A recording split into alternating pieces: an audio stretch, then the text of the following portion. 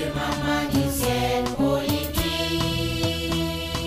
un nouveau soleil est né, soleil d'unité, soleil de justice, soleil de travail. Ainsi, de 2013 à 2019, l'insécurité galopante et effrénée qui frappe notre pays a occasionné la mort de plus de 4000 civils et militaires, dont plus de 500 pour le seul premier semestre 2019. C'est tout simplement inacceptable, intolérable. Mesdames et messieurs les journalistes, mesdames et messieurs en cette assemblée, chaque fois que nous condamnons ces drames à répétition et à l'occasion de chaque fête de notre armée, nous rappelons, je cite, que nos forces armées et de sécurité se battent, souvent sans moyens, aux côtés de nos amis et alliés contre les groupes terroristes et djihadistes qui ont investi le nord et le centre du pays, que pour réussir leur mission, nos forces armées de sécurité doivent être impérativement plus équipées et mieux formées. Fin de citation. Nous avons toujours et fermement insisté sur une application correcte et impérative de la loi d'orientation et de programmation militaire adoptée en 2015. C'est pourquoi, face à une nouvelle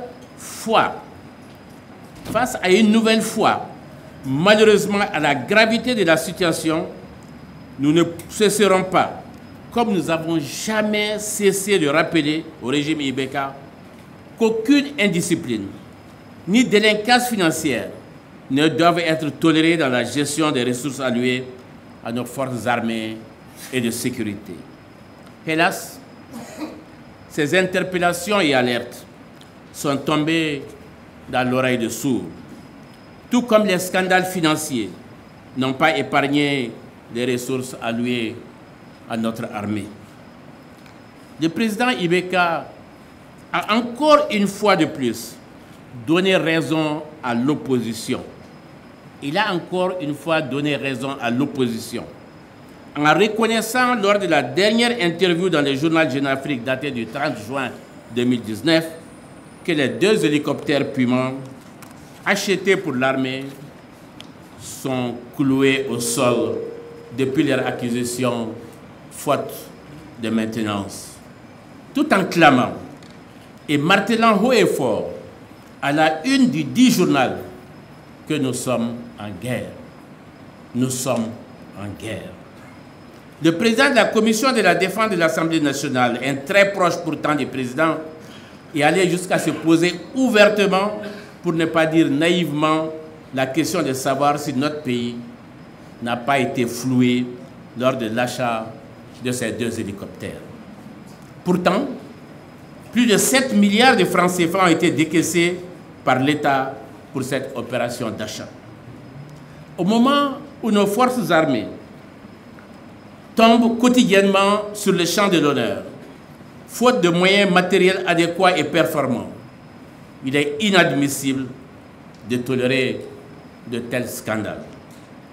Affirmer sans ambages que notre pays est en guerre et utiliser ou laisser utiliser à d'autres fins les ressources destinées à équiper et à former l'armée malienne pour qu'elle puisse faire face à l'ennemi et l'annihiler à tout moment et partout sur le territoire national, cette affirmation, dis-je, constitue un acte assimilable, je dis bien un acte assimilable à la haute trahison de la part du chef suprême des armées, susceptible d'ouvrir la voie à sa mise en accusation. C'est pourquoi nous avons saisi l'Assemblée nationale du Mali d'une demande formelle à la date du 26 août 2019 afin qu'elle procède à toutes les investigations nécessaires et urgentes pour répondre aux questions suivantes et éventuellement à d'autres.